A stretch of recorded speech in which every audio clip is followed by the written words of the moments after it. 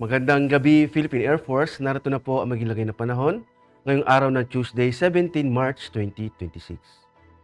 Base po sa ating synoptic situation, patuloy pa rin umiiral ang northeast monsoon o yung amihan sa northern at central Luzon. Wala naman po tayo na monitor na low pressure area sa loob at labas ng ating Philippine Area of Responsibility.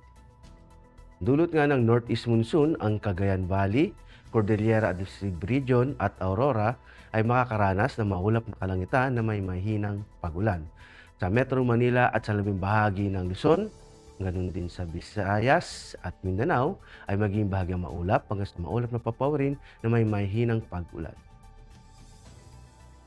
At para naman sa 3 araw na pagtataya sa Metro Manila, magiging bahagyang maulap hanggang sa maulap na papawirin na may mahinang pag-ulan. Ganon din sa Cavite, Lipa, Angeles, Puerto Princesa, Kalayaan Island,